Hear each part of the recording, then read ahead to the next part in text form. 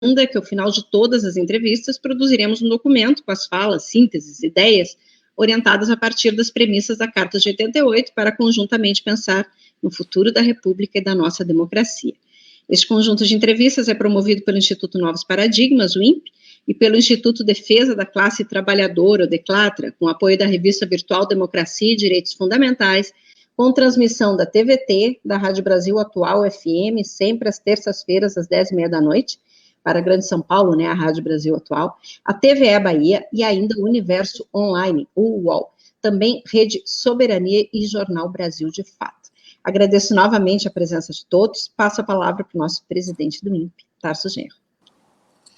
Obrigado, Sandra Bittencourt, meu querido Juliano Medeiros, esse quadro jovem, extraordinário, dirigente de um importante partido político da esquerda latino-americana que nos acompanha aqui, a quem eu posso dizer que até privo da sua amizade e de muita compreensão política unitária sobre o Brasil, sobre o mundo, sobre o socialismo.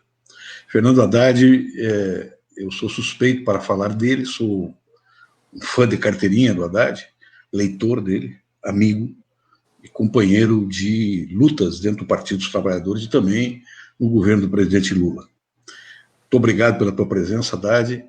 Tu encerras um ciclo importante de debates que estamos promovendo com as maiores personalidades políticas do país. Não quer dizer que sejam as únicas, obviamente. O pessoal me cobrou a ausência de alguns dos líderes, mas são aquelas que estão mais diretamente envolvidas no contexto atual e que têm um grau de responsabilidade superior, pelo menos a maioria das demais lideranças, para nos tirar da crise. E para começar esse assunto, eu te formulo uma pergunta, Haddad. Eu estava agora numa live com o nosso comum amigo Carlos Ominami, ex-senador do Chile, concorre a constituinte agora no Chile, foi ministro da Economia do governo de concertação. E o Ominami, ao vivo e a cores, nós estávamos, eu, ele e o Zé Dirceu, e mais a ex-ministra da Educação, também da concertação, numa conversa, e ele perguntou: o que impede a esquerda brasileira hoje de se unir contra o fascismo, contra a pandemia e para restaurar os direitos democráticos do povo trabalhador do Brasil? Quais as afinidades que nós podemos apontar que seriam fundamentais para essa aliança para 21, e que tem 22 como perspectiva, mas agora tratando de 21. O que falta para essa união, Fernando Haddad? Bom, em primeiro lugar, Tarso, queria agradecer o convite do Instituto Novos Paradigmas, a você e a Sandra especialmente, e a todos os colaboradores. Muito honroso esse convite, sobretudo com a presença do Juliano, que tanto quanto você, Tarso Genro, eu admiro e acompanho com muito interesse a trajetória política de liderança do Juliano, a nova cara que ele deu para o PSOL, os novos companheiros que ingressaram no PSOL e que têm contribuído enormemente para a defesa da democracia e de uma perspectiva de emancipação da nossa gente, hoje no presente, mas também no futuro. A contribuição vai ser cada vez maior pelos quadros que têm se apresentado, hasteando aí a bandeira do PSOL. Então, meus parabéns ao Juliano pelo excelente trabalho. Não posso deixar de registrar, porque estou na sua casa aqui, Tarso, que eu tenho a honra de ter sido o secretário executivo do Tarso, ministro da Educação. E eu sempre que estou na sua presença, mas sobretudo quando ele não está presente, quando perguntado, eu digo que todo o trabalho que o Tarso e eu realizamos no MEC é um único trabalho. É um trabalho formulado a muitas mãos, uma equipe extraordinária, né?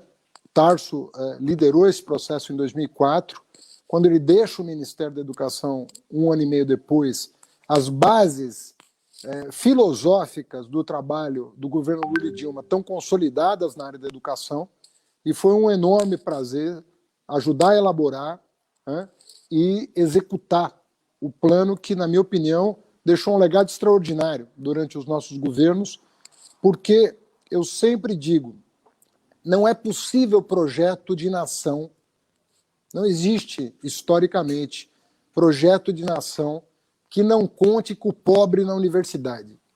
Não existe essa história, não foi escrita ainda, e não será.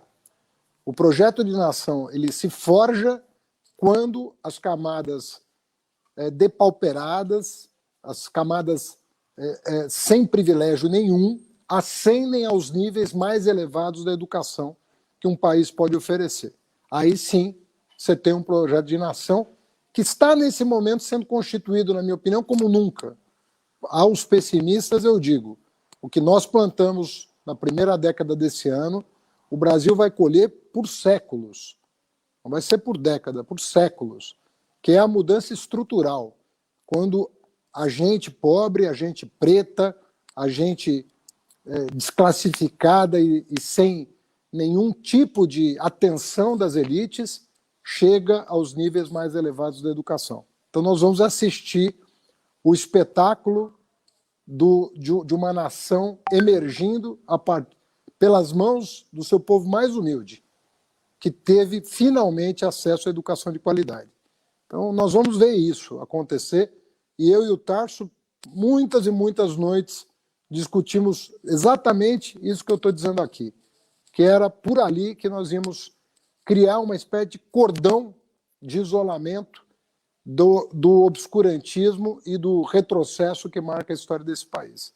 Então, eu quero deixar consignado aqui que tive a honra de participar da melhor equipe que eu tenho notícia no Ministério da Educação, do governo, do melhor governo que eu tenho notícia da história do Brasil. Então, para mim, eu estou muito à vontade aqui de estar entre pessoas de tanto valor.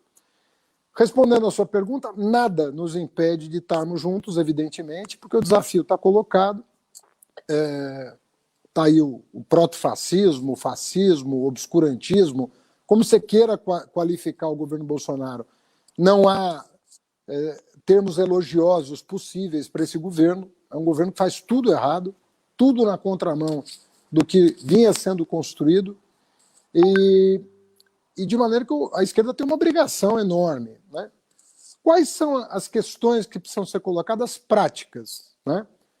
É um país que está vivendo uma mudança de paradigma do sistema político-partidário, com duas inovações importantes nessa próxima eleição, cláusula de barreira e proibição de coligações proporcionais. Então, isso precisa ser levado em conta, porque é um obstáculo prático que precisa ser vencido. Nós queremos que os partidos de esquerda sobrevivam a essas cláusulas, que são novas e que são desafiadoras. Isso em primeiro lugar. E a questão dos 2 turnos, que muitas vezes, internamente, você tem um apelo, né, dentro dos partidos, isso vale para todos, de que, em virtude de não ter coligação e da eleição ser 2 turnos, a unidade se dá no segundo turno. Né? Então, essas questões não podem ser mais importantes do que o esforço de compormos uma chapa já de primeiro turno forte, única, do setor progressista, o mais amplo que puder ser, com a finalidade de, no segundo turno, na minha opinião, pavimentando um acordo democrático ainda mais amplo do que no primeiro, e talvez tão fundamental quanto o do primeiro, derrotar definitivamente o fascismo no país. Então, acho que é uma eleição em 2 tempos, precisa ser considerada assim. Acho que no primeiro turno a gente tem que apresentar o nosso programa progressista para o Brasil, nosso programa econômico e social progressista, com o maior leque de alianças da centro-esquerda possível, mas não devemos descuidar do segundo turno. Não devemos descuidar. Temos que criar constrangimentos políticos concretos para que a centro-direita não tome a posição que tomou em 2018, de ou se omitir ou angariar mais apoio para o Bolsonaro, que podia perder aquela eleição, se tivesse mais unidade entre os democratas. Eu acho que essa consciência existe hoje em outro patamar. Eu tenho visto declarações recorrentes de lideranças de centro-direita nessa direção, de que com Bolsonaro não dá, esse país corre enormes riscos institucionais, econômicos, sociais, humanitários, o que você imaginar, ambientais, quer dizer, o isolamento do país no mundo, são várias frentes em que o Brasil está perdendo de muito, né? O placar é muito desfavorável ao governo em todas essas áreas, então nós temos que ter um compromisso com a democracia e com o futuro, e não podemos, portanto, descuidar também do segundo turno. O que eu tenho defendido em todas as entrevistas é uma eleição de tipo novo, é uma eleição que conta com a extrema-direita no poder, e isso não deve ser desconsiderado. A extrema-direita sempre foi uma ameaça no Brasil, porque ela sempre teve uma expressão social nem sempre vocalizada politicamente, por falta de canais. Mas vamos nos lembrar que o Plínio Salgado, na eleição que sagrou Juscelino Kubitschek presidente, teve mais de 10% dos votos, depois da Segunda Guerra Mundial. Veja você, depois da derrota do eixo Itália, Alemanha e Japão, depois disso, os integralistas no Brasil ainda tinham 10% de apoio. Só que hoje, o Plínio Salgado piorado, o sub-Plínio Salgado, é um sujeito completamente despreparado, está no poder, pelas circunstâncias que nós conhecemos, né? E então o desafio de preparar o segundo turno, eu diria que nessas eleições é tão importante quanto o primeiro turno. Temos que fazer esse esforço dobrado, portanto. Eu vou passar já a palavra para o Juliano, mas nessa mesma direção, emendando no raciocínio que o Tarso nos traz, ministro, e sobre essa busca de uma terceira via e da colocação imediata, né, do PT e da esquerda, de uma maneira geral, num outro polo. Ao analisar os motivos da sua vitória para a Prefeitura de São Paulo, numa coletiva, sobre uma disputa, então, considerada polarizada, né, o senhor usou uma frase grafitada pelos muros da cidade, que dizia, existe amor em São Paulo. E hoje percebemos no país um ambiente muito degradado no debate público, na vida cívica. O senhor diria que existe amor no Brasil? E como se posiciona diante da ideia de polarização que vem sendo disseminada? Então, eu deixo a pergunta e passo também para emendar aí com uma manifestação do Juliano. Bom, boa noite, Sandra, boa noite, Haddad, boa noite, Tarso. Antes de mais nada, deixar um abraço para vocês, agradecer o Tarso e a Sandra pelo convite e parabenizar o INPE. O INPE concluiu um ciclo de debates extraordinário. Poucas fundações, poucas instituições conseguiriam hoje promover, com todas as dificuldades que nós temos aí colocadas pela pandemia, um ciclo de entrevistas tão produtivo. Imagino que vai virar um livro depois com as manifestações também. Acho que é muito positivo e só foi possível porque tem à frente desse projeto o Tarso Genro, que eu sou suspeito para falar. A gente fez uma live na última sexta-feira e eu já rasguei elogios para o Tarso, não vou repetir isso aqui agora de novo, mas que eu considero um dos mais qualificados interlocutores hoje da esquerda brasileira, alguém que consegue conversar com todo mundo, politizando as relações, ouvindo, intercambiando posições. Isso é muito raro numa esquerda que acha que tem mais certezas do que dúvidas. Alguém que se dispõe a ser um facilitador dos diálogos tem um papel muito importante. Então deixo um abraço para o Tarso e parabenizo através dele o INPE e as demais entidades que participaram desse ciclo. Bom, o Haddad cumpre um papel fundamental aí nesse momento de resistência ao longo desses 2 anos e pouco de governo Bolsonaro, pelo papel que cumpriu em 2018, mas pelo papel que tem na vida pública. Sempre foi uma figura-chave na luta pela democracia no Brasil, pela democratização da sociedade e do Estado brasileiro. Eu tenho, portanto, um montão de questões que eu queria ouvir o Haddad falando, mas pela limitação do tempo, eu listei aqui 2 ou 3 temas que eu vou tentar colocar no nosso papo. Um deles que me aflige particularmente, mais na condição de cientista político, de pesquisador, do que de presidente do PSOL. O PSOL está com a sua tática para essas próximas semanas e meses resolvida no seu Diretório Nacional. No último final de semana, tirou como centro a luta pela vida, pelo emprego, pela economia, articulado com o trabalho em busca da unidade das esquerdas. Então, acho que a gente está muito alinhado aqui, muito afinado, nós 4, sobre as tarefas do período. Por isso eu quero falar mais de algumas aflições que eu tenho. Eu queria começar tratando de uma que gostaria que o Haddad comentasse, que é sobre esse processo de desdemocratização do Brasil, né? Nós vivemos, desde o golpe contra Dilma em 2016, um processo de supressão das liberdades políticas, democráticas, constitucionais, inclusive, né, com seguidas medidas que são feitas por dentro do Legislativo, muitas vezes reafirmadas e legitimadas pelo Supremo, e que são verdadeiros ataques aos direitos constitucionais, ao espírito da Carta de 88. Dentro desse contexto de desdemocratização, Bolsonaro acabou se elegendo. Não é um raio em céu azul.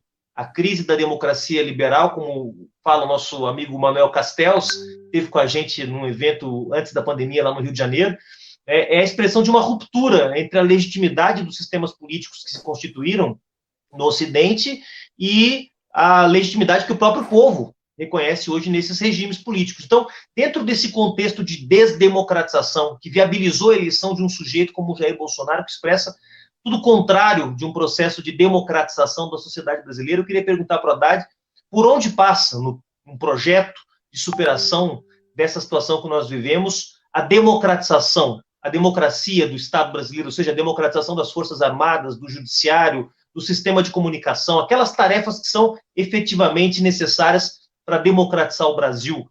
Por onde passa isso nesse programa de unidade das esquerdas que tu tens buscado ajudar a construir, Fernando? Bom, eu em 98, eu escrevi um artigo, é um artigo longo até, de umas 30 páginas, em que eu dizia o seguinte: a desregulamentação financeira promovida pelo neoliberalismo, que estava em voga naquela época e radicalizadíssima, né? O capital financeiro ganhou uma liberdade que nunca teve, sobretudo depois da Segunda Guerra, se criou uma governança das finanças internacionais, a partir das formulações do Keynes, sobretudo, mas uma governança rígida para dar um mínimo de controle para o fluxo de capitais, não desestruturar as economias nacionais, inclusive com salvaguardas, com o Banco Mundial, o FMI, que faziam o papel de socorrer esses países no caso de crise de balanço de pagamentos, que sempre foi um problema no mundo.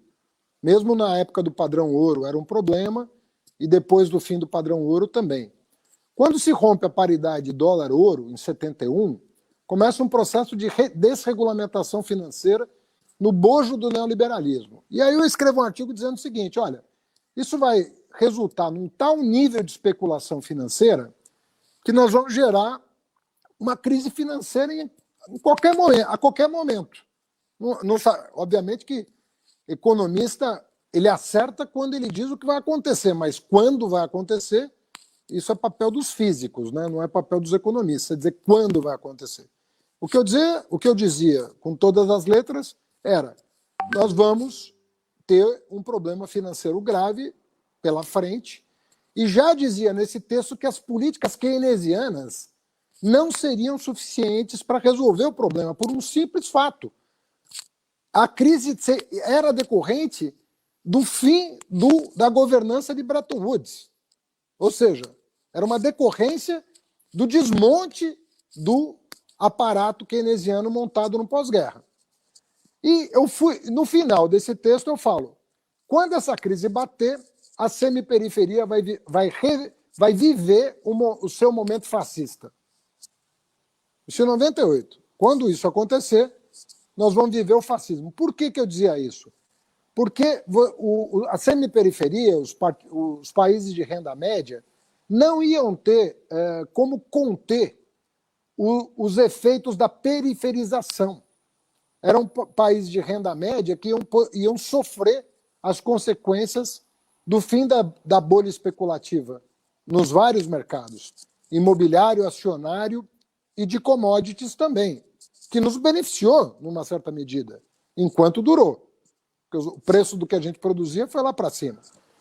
Bom, outro problema associado a esse é que a esquerda, na minha opinião, eu estou falando da esquerda mundial, não se preparou para a crise do neoliberalismo. É engraçado que a esquerda anunciou a crise do neoliberalismo, foi quem primeiro enxergou que ia dar tudo errado, enquanto o neoliberalismo festejava o fim da história, a esquerda dizia: não, a história não acabou, isso vai dar uma crise. E embora nós tenhamos antevisto a crise, muito mais do que os vencedores da época, nós não colocamos nada no lugar. Nós imaginamos que as nossas fórmulas antigas, cada qual com a sua preferência, né, sistema soviético, a social-democracia, o nacional-desenvolvimentismo, uma dessas fórmulas fosse dar conta da crise que se avizinhava. Não compreendemos a natureza de uma crise pós-globalização que coloca esses instrumentos em xeque. Porque a globalização colocou desafios importantes que não podem ser superados com as fórmulas adotadas ao longo do século XX. Então, nosso desafio é formular esse programa. Um programa de superação da crise da globalização e do neoliberalismo. E colocar alguma coisa no lugar.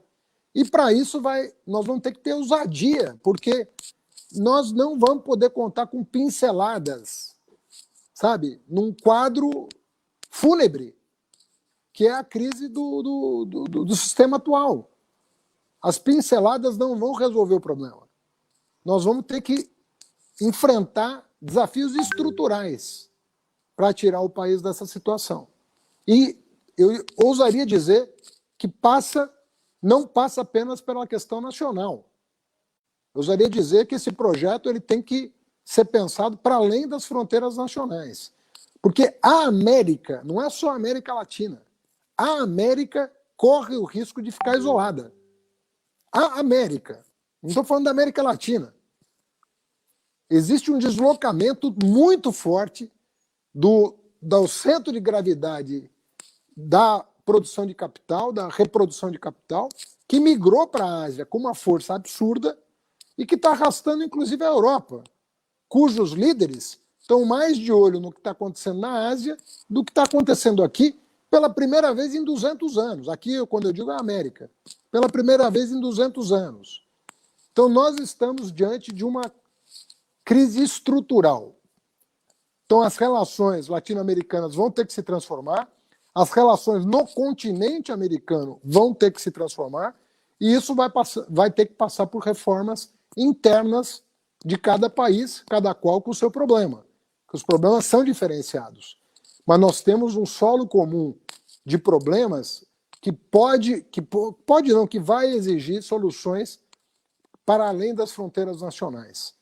Então, se a gente ficar prisioneiro do que a esquerda já fez e não pensar a nova esquerda, nós não vamos sair da crise que está colocada. Respondendo a Sandra, já na esteira disso, quando você tem que pichar no muro de uma cidade que existe amor, é porque você sabe que existe o contrário disso. Senão você não precisa, né, pichar para dizer que existe. Né?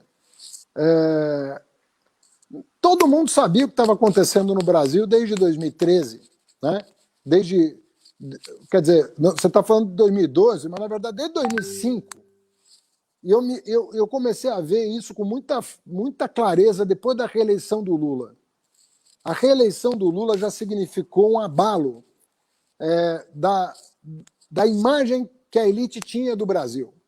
Como é que esse operário, esse metalúrgico se reelege com uma taxa tão elevada de aprovação, em condições adversas, né, porque nós tínhamos enfrentado uma primeira crise em 2005, né, que inclusive foi o que levou o Tarso a presidir o PT e eu assumi o Ministério da Educação. Já tinha aquele mal-estar, o Lula se reelege. Aqui em São Paulo eu senti um mal-estar instantaneamente, depois da reeleição do Lula. E aquilo foi num crescendo, sem que as pessoas se dessem conta. A minha eleição contra o Serra em São Paulo foi uma coisa, apesar de eu ter ganhado a eleição, quem perdeu com uma carga de ressentimento que estava claro na semana seguinte da eleição. Não foi uma eleição vista com naturalidade. Ganhou, levou, vai governar e tal. Não. A oposição começou antes da posse.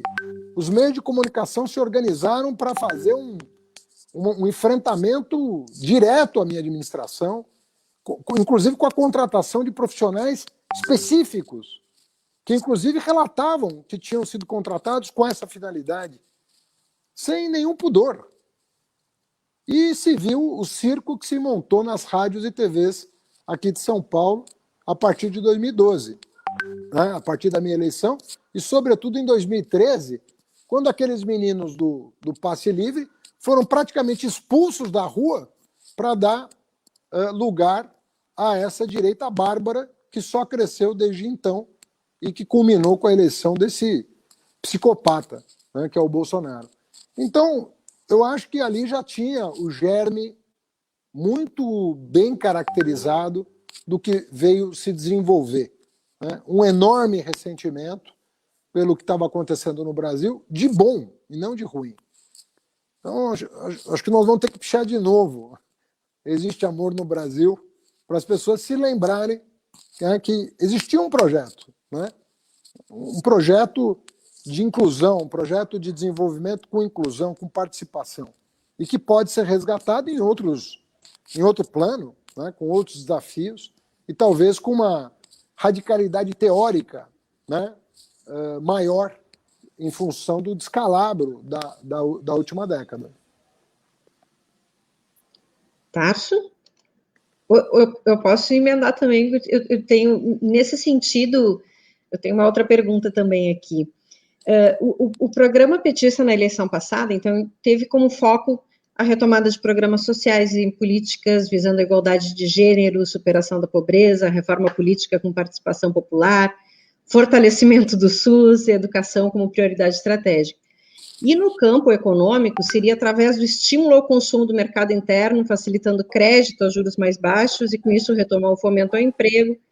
Neste novo momento, quais seriam os postulados de transição para um modelo socioeconômico viável? Em especial, gostaria também de uma opinião sobre um segmento que vem sendo muito castigado e provavelmente engorda fileiras de apoio bolsonarista, que são os pequenos empreendedores e nas pequenas cidades, sobretudo, um contingente que soma aí quase 30 milhões. Qual a sua visão nesse sentido?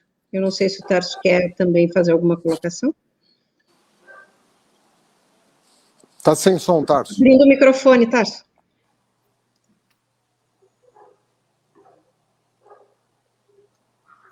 Está aberto. Está aberto. Ok. Vai no mesmo sentido, mas mais no plano político, né? Hoje, o presidente da República foi alvo de comentários numa entrevista da médica de Brasília, doutora, não estou lembrado do nome dela. Ludmila, acho que é Ludmila. É Ludmila, né? Ludmila. Que tinha sido convidada preliminarmente para uma conversa para assumir o Ministério da Saúde. Num determinado momento, a doutora Ludmila disse ao presidente que estava sendo, inclusive, atacada com violência pelas hostes, né, fascistas que tentaram entrar no seu hotel, tentaram até buscá-la no quarto que ela estava hospedada, e que isso aí era um segmento de ameaças, de violências verbais, de ataques à honra dela, à família dela, que estavam fazendo pelas redes. E o presidente respondeu, me chamou muito a atenção a parte da entrevista dela. Faz parte, diz o presidente da República. Ontem, aqui em Porto Alegre, uma carreata, né, que defendia a reabertura plena do comércio, etc. e tal. É claro que não foi todas as pessoas que participaram dessa carreata, que participaram desse evento, mas parou a carreata na frente do hospital, um dos grandes hospitais aqui de Porto Alegre, e fizeram um buzinaço na frente do hospital.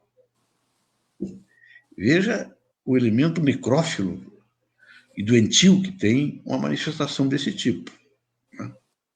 Esses dois fatos me lembram alguns fatos na ascensão do fascismo na Itália e do nazismo na Alemanha, Noite dos Cristais, né? Depois, mais tarde, o cerco e a alocação das pessoas num gueto em Varsóvia, já durante a Segunda Guerra Mundial, rompendo com toda a casca humanitária, todo o tecido humanitário constituído, né, a partir dos grandes movimentos democráticos da Revolução Francesa. Aqui no Brasil, um presidente que diz, bem, faz parte, ele está chancelando, na verdade, massacres e ataques individuais, assassinatos, perseguições e violência.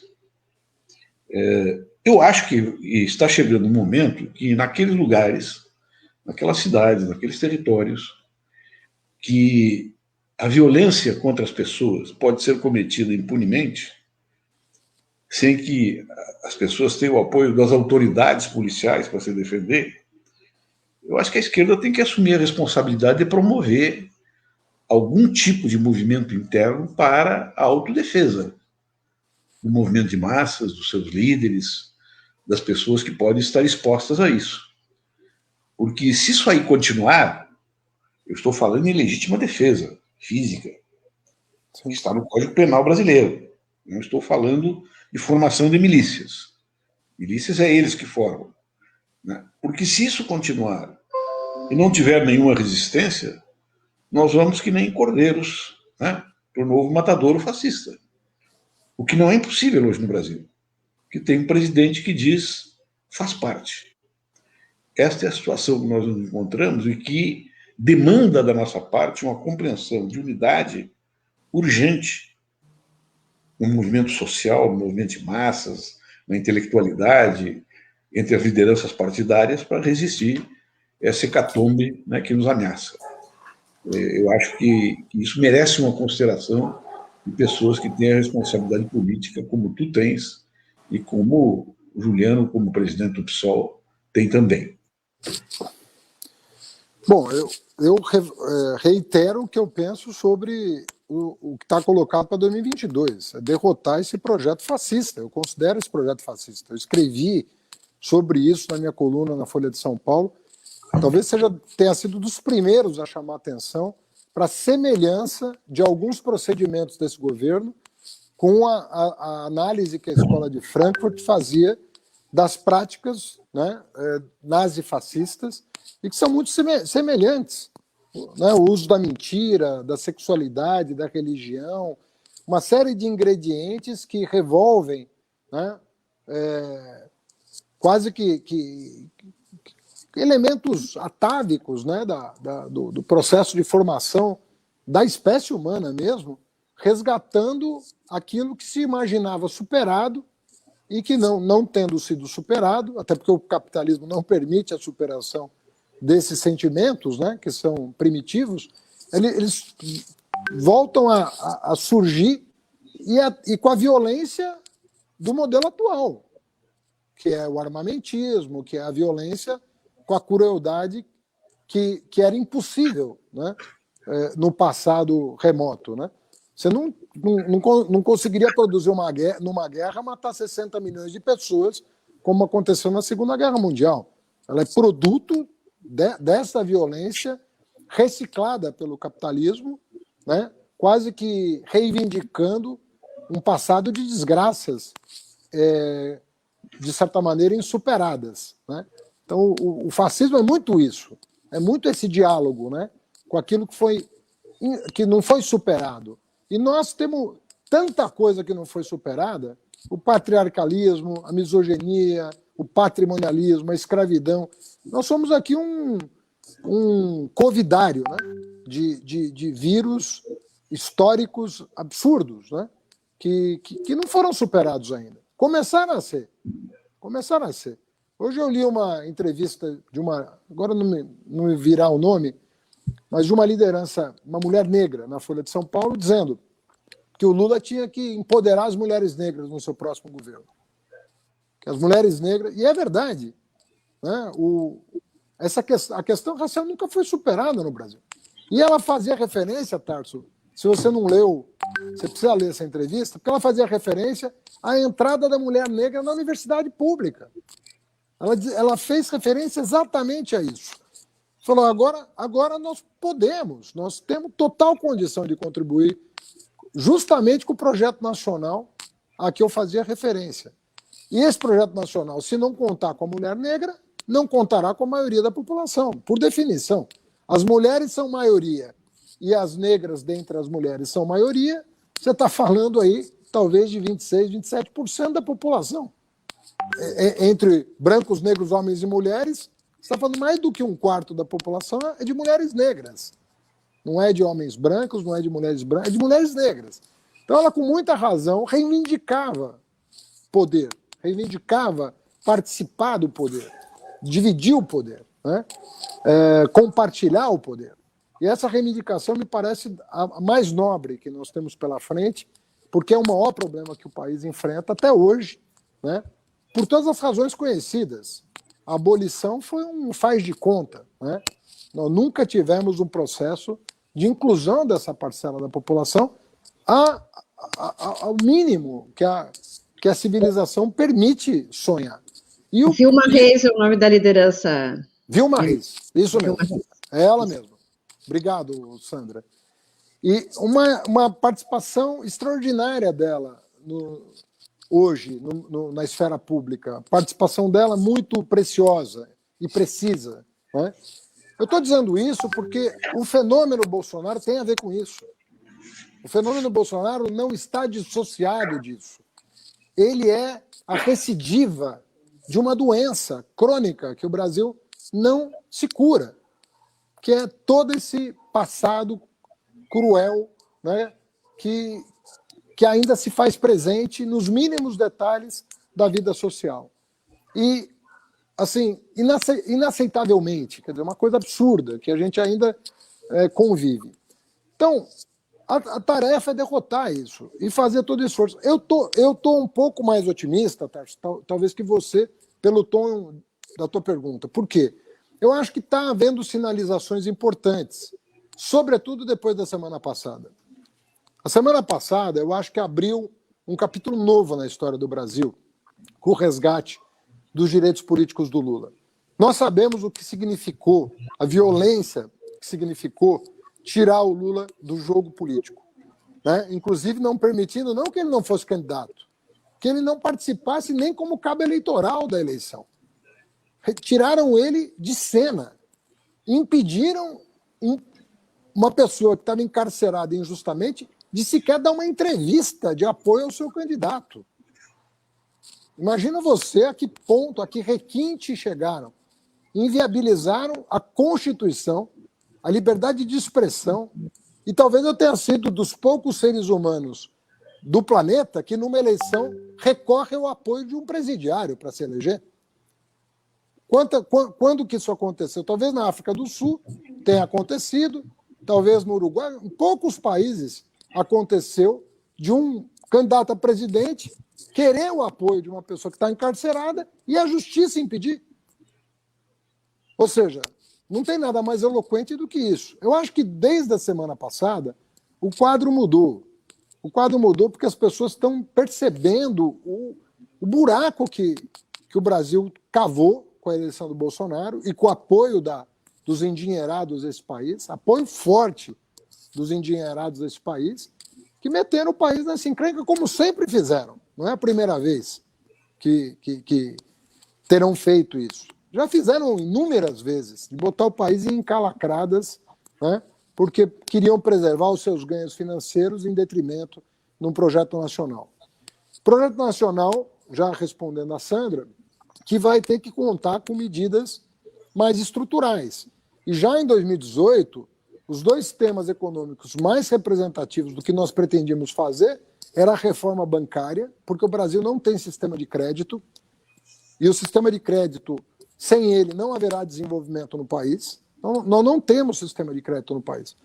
Quando você vai ao banco, é porque você está lascado, não é porque você está com uma boa ideia. Não é uma boa ideia que te leva ao banco. É quando você já se enrolou na vida, você vai ao banco para acabar de se enrolar, porque você não vai conseguir pagar os juros do empréstimo que vai simplesmente adiar a sua agonia e talvez piorar a sua agonia. Isso que representa hoje o sistema de crédito no Brasil. A outra coisa que nós falávamos muito é que nós tínhamos que mudar o sistema tributário do país, né? Tem algum barulhão aí. Nós temos que mudar o sistema tributário do país. Nós sabemos que a carga tributária ela está num patamar que tinha-se o compromisso de manter ou de não mexer. O Lula mesmo não mexeu com carga tributária, manteve estável. Ao contrário do Fernando Henrique, que aumentou em 6 pontos percentuais do PIB a carga tributária, o Lula não mexeu com a carga tributária. Mas o Lula conseguiu reorientar o dispêndio. Essa reorientação do dispêndio que o Lula fez foi revolucionária. Revolucionária. Inclusive, como o foco era o pobre, a região mais pobre do país se emancipou. O Nordeste nunca mais será o mesmo depois do Lula. Nunca mais. E não é por causa do Bolsa Família. O Tarso sabe o papel que o Fundeb cumpre no desenvolvimento do Nordeste. O Tarso sabe o papel que as universidades federais expandidas e interiorizadas, os institutos federais criados, qual é o papel que eles cumprem na emancipação econômica do Nordeste. Fora a cisterna, fora a luz para todos, fora a transposição, fora tudo que foi feito, todo o enxoval foi feito para emancipar o Nordeste. Mas houve uma mudança, na minha opinião, revolucionária do dispêndio. O pobre começou a se enxergar no Estado pela primeira vez. Se enxergou no Estado. Falou, esse Estado é também meu. Agora, tem outras coisas que nós precisamos mudar agora, as regras da composição do fundo público. Quem contribui para o fundo público? Isso está muito errado no Brasil, porque quem contribui mais é o pobre, proporcionalmente. Quanto mais pobre, mais imposto se paga. E nós temos que mudar o sistema de crédito. Porque se a gente só simplesmente educar, como a gente vinha fazendo, sem mudar essas duas outras questões, e a questão da terra, e terra urbana, o acesso à terra urbana, é uma coisa muito importante para o desenvolvimento futuro do país, sobretudo nas grandes metrópoles. Nós precisamos permitir o acesso à terra urbana, que vai exigir desapropriações pelo poder público para fazer com que o pobre more perto das oportunidades, não só de emprego, mas de vida social. Tudo isso tem que estar na ordem do nosso programa. Terra, educação, crédito, né? Sistema tributário justo, sistema bancário adequado, integração radical. Nós vamos ter que integrar a nossa economia radicalmente com a América Latina. Nós vamos ter que fazer mais do que Lula e Celso Amorim fizeram num primeiro momento. Vamos ter que radicalizar a integração do Brasil, procurando parcerias. Enfim, vai ter que ser um governo ousadíssimo, à luz das circunstâncias. Juliano, eu só queria registrar que tem muita participação aqui, várias questões, mas que, enfim, depois a gente pode encaminhar algumas delas ao ex-ministro. Juliano, contigo agora. Aproveitar o gancho que você levantou aí, Fernando, do que aconteceu semana passada. Semana passada a gente teve duas grandes vitórias democráticas. A primeira, a anulação das condenações contra o Lula, mas ainda dentro de um marco formal de qual era a vara que deveria julgá-lo, né? Então ainda do ponto de vista político, simbólico, muito importante, mas ainda não revertia todos os crimes cometidos pela Lava Jato. E a segunda, que é o início do julgamento da suspeição do Moro. A parcialidade do Moro, uma vez revelada, revela também o conluio entre ele e os procuradores de Curitiba e, portanto, o caráter político da Lava Jato, que se estruturou em cima de um montão de práticas ilegais. Vocês dois são juristas, sabem melhor do que eu, tudo que de ilegalidade foi produzido na Lava Jato para levar as condenações de muita gente, inclusive muita gente inocente, como é o caso do Lula. Mas revelar isso, como o Intercept já revelou, e como agora o Estado brasileiro vai reconhecer, caso a suspeição do Moro seja confirmada, não é suficiente para vencer uma narrativa que está muito forte na sociedade em relação ao combate à corrupção, né? E essa narrativa foi constituída de forma muito bem sucedida para associar a corrupção à esquerda, veja você. E essa narrativa continua sendo alimentada e retroalimentada pelos adversários da democracia o tempo todo. No entanto, não foi a Lava Jato que colocou 100 milhões de dólares na conta do Pedro Barusco na Suíça, ou seja, havia, de fato, um aparato de reprodução sistêmica da corrupção que vinha dos anos 90, que não foi o PT que inventou, todo mundo sabe disso. Mas há um exercício importante da gente enfrentar aí, quer dizer, o combate à corrupção, que era uma bandeira da esquerda, do PT, nos anos 90, se tornou uma bandeira da extrema-direita, que é uma coisa absolutamente sem pé nem cabeça. Então, o que eu quero te perguntar é que, nesse processo de constituição de uma contranarrativa, a partir desse bloco de forças sociais e políticas que lutam pela democracia, pelos direitos, como retomar a luta contra a corrupção, que é um mal sistêmico que está colocado na sociedade, no Estado, nas instituições, como uma bandeira nossa, Fernando. Acho que isso é importante para a gente também demonstrar o nosso compromisso com a democratização do Estado, das instituições, com a transparência, com o controle social.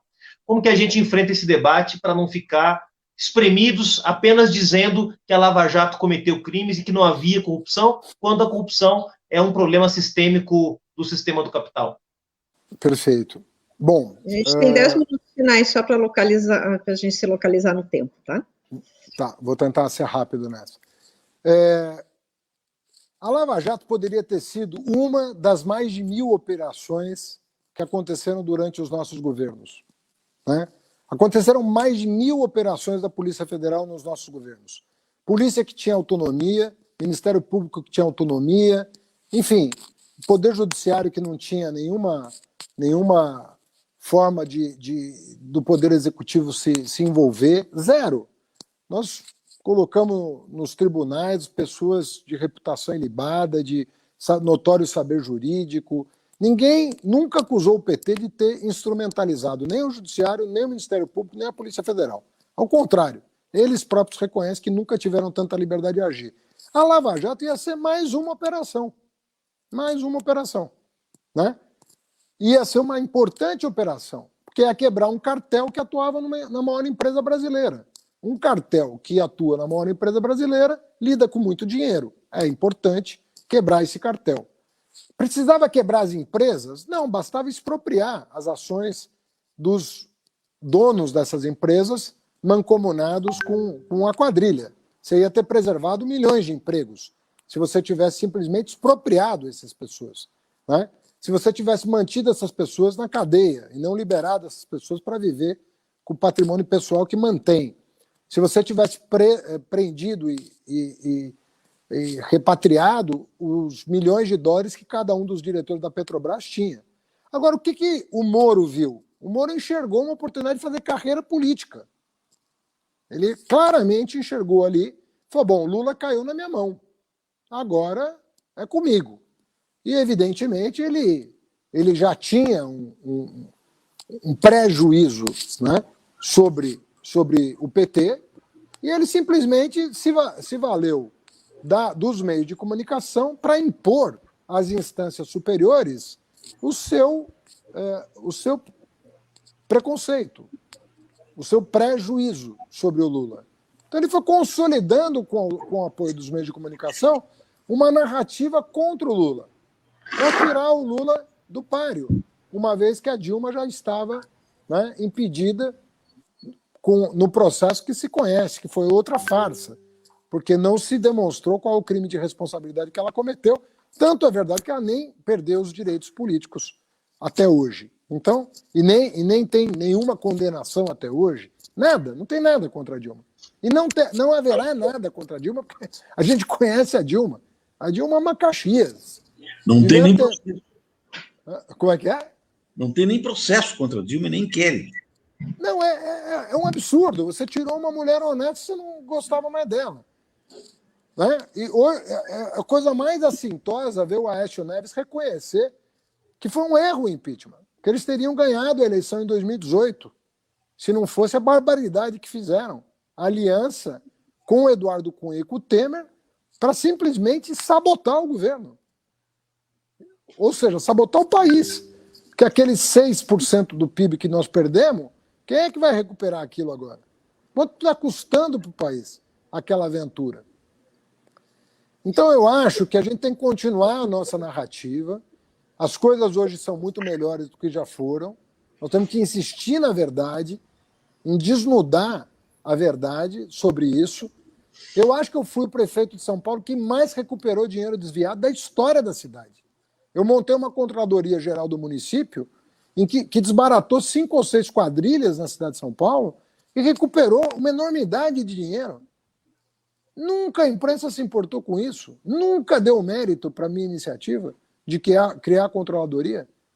Nós botamos para correr dezenas de fiscais corruptos, valorizando a categoria dos fiscais, que eram mais de 600 honestos, que pagavam o preço por 30, 40 corruptos. Recuperamos mais de 300 milhões numa única operação, numa cidade. Imagina você, uma cidade recuperar 300 milhões de reais numa operação. E nunca ninguém deu bola para isso, porque não era isso que estava em pauta. Nunca foi isso que estava em pauta para a imprensa. Eu não vou nem citar o jornal, mas um jornal, um dos maiores do país, soltou um editorial essa semana pedindo pressa no julgamento dos novos processos que vão correr em Brasília contra o Lula. E não se importam que tem 7 governadores do PSDB respondendo a processo. Eu não vejo pressa nenhuma deles com nada disso. Eu não vejo eles se importarem minimamente com os outros partidos. Não falam da Lava Jato quando se refere a PP, PSDB, MDB, nada. Não tem nada, não é com eles. É só o PT. É só o Lula. Então não dá para aceitar essa narrativa. Agora nós temos que fazer o que nós... Olha só, nós estamos no 4º governo do Piauí. Nós estamos no 4º governo da Bahia. Nós estamos no 2º governo do Ceará. Nós estamos no 1º governo do Rio Grande do Norte. Nós governamos 3 vezes a cidade de São Paulo. Nós governamos o Rio Grande do Sul. Nós governamos Porto Alegre. Governamos Belo Horizonte. O que se fala desse partido? O que se pode falar desse partido? Eu fico muito indignado com essas coisas. Sabe? Porque quando um corrupto é preso e não é da esquerda, ele não tem sobrenome. Agora inventaram que o Jair Renan ganhou um carro de 90 mil de uma empresa que abriu as portas do governo. É Jair Renan Bolsonaro. Mas sumiu o sobrenome do cara. Quem é Jair Renan? Você não sabe nem quem é. Jair Renan é corrupto. Quem é Jair Renan? É o 04. Se ainda botasse lá 04, era mais identificável e consumiria menos, né, espaço da manchete. 04 é corrupto. 04 é suspeito de corrupção. 04 está em 01, 02, 03, 04, 00 estão envolvidos no esquema de rachadinha. Por que a imprensa não faz isso com a família Bolsonaro? Não apelida nada. E quando apelida é fofo, rachadinha, coisa fofinha. 20 milhões de recursos desviados. 20 milhões de recursos desviados é bonitinho. Rachadinha. Sacou no caixa. Sacou no caixa 20 milhões. Na boca do caixa. 28 anos roubando. Então, cara, nós não podemos aceitar essa narrativa. E eu digo para você, se tem alguém que tem dignidade nesse país, é a esquerda, pô.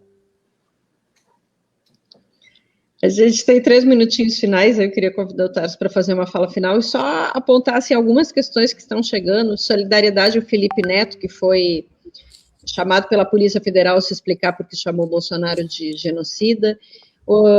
Uma outra questão aqui, queria a opinião do Haddad sobre a relação com os militares, e uma pergunta até dizendo como, se a esquerda retomou o poder, como não cair na mesma lógica de compra do Centrão. Enfim, tem várias questões aqui chegando. A segunda eu não ouvi direito, falhou aqui o microfone.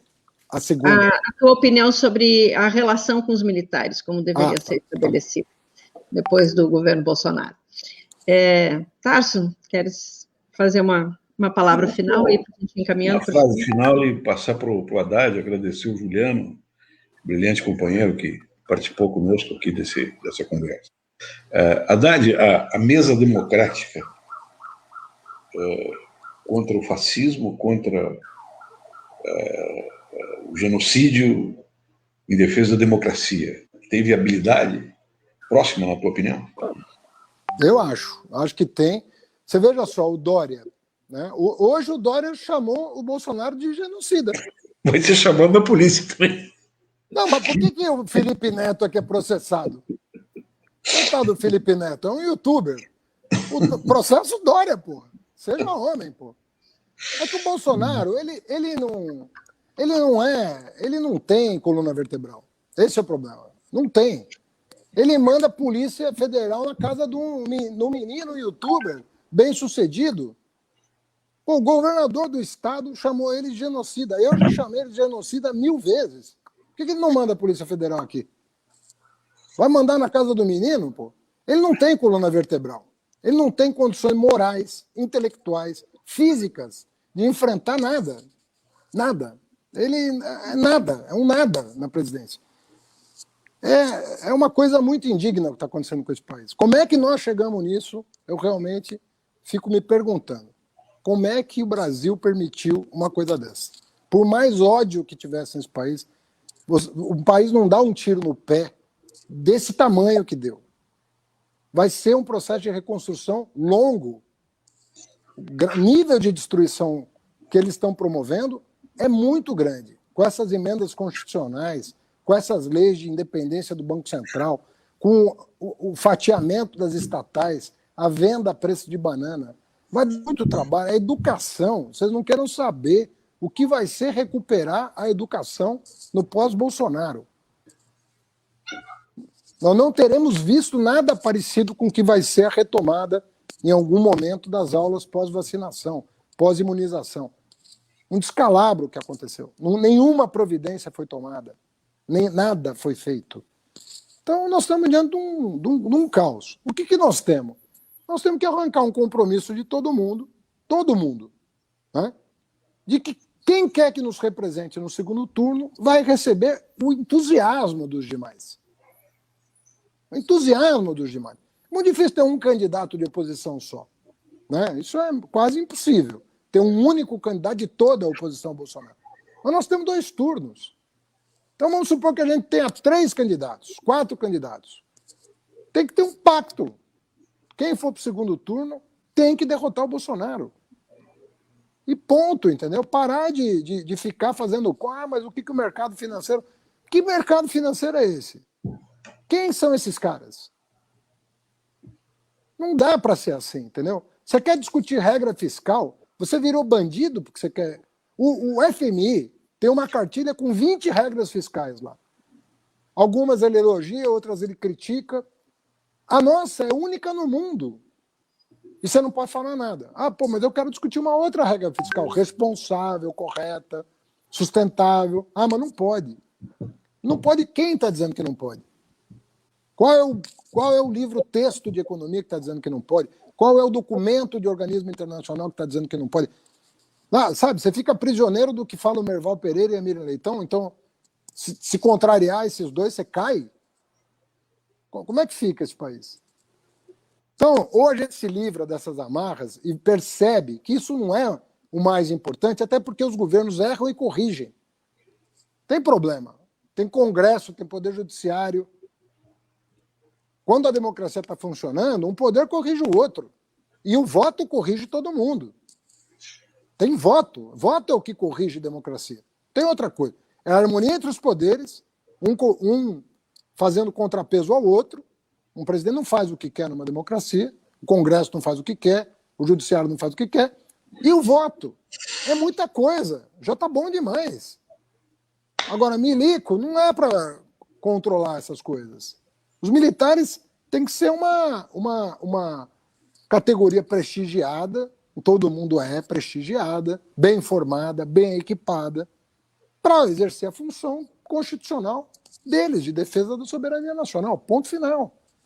Não tem que ter discussão sobre o artigo 142 da Constituição. Rui Barbosa já resolveu esse problema para nós. Nós não precisamos de outro jurista para... Você acha que o Ives Gandra é melhor que o Rui Barbosa? Alguém pode imaginar uma coisa dessa? Então, olha o retrocesso. A gente tinha o Paulo Arantes, agora a gente tem o Olavo de Carvalho. Tinha o Rui Barbosa, agora tem o Ives Gandra. Tínhamos o Lula e agora temos o Bolsonaro. Então, esses próceres da República realmente precisam ser defenestrados, porque não tem condição.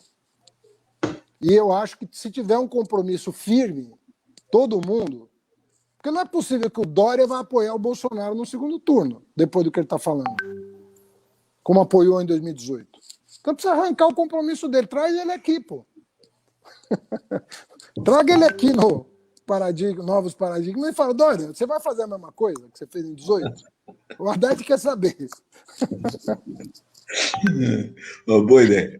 A gente precisa ir encerrando, então, essa edição de hoje. Na verdade, esse primeiro ciclo de entrevistas do República e Democracia, o Futuro Não Espera. A gente vai produzir um documento com as sínteses, né, das falas, dos pontos de vista que a gente conseguiu fazer escuta aqui, todas as entrevistas na íntegra estão no site do INPE, e em breve a gente retorna com um segundo momento para fazer análise desse primeiro documento, né, que pode ser, por que não, um repertório para a gente servir à mesa da democracia, do progressismo e do combate ao fascismo que tanto nos põe de luto, né, nesse momento no país. Muito obrigada, então, ex-ministro Fernando Haddad. Tem muitas manifestações aqui de pessoas que mudaram a vida através do ProUni, através da educação, fazendo agradecimento ao Tarso. Bota esse Eduardo Leite na roda também, hein, Tarso? Esse Eduardo Leite é meio fugidio, meio escorregadio. Bota ele na roda para conversar com a gente. Hoje ele sofreu um ataque brutal da extrema-direita. No impeachment dele. E lamento. Foi atacado pessoalmente de uma maneira sólida. As técnicas do fascismo para tentar desmoralizar os governos. Minha solidariedade a ele. A lista do ex-ministro Haddad para os próximos entrevistados está interessante. Eu adoro Eduardo Leite. Vamos pensar mais. Obrigada, Juliano, também pela tua participação, como sempre. Muito enriquecedora. Abraço, Juliano. Abraço grande, abraço para você que nos acompanhou. A gente volta, fique atento que a gente volta para continuar esses debates. Até lá. Vamos ver se encerrou aí.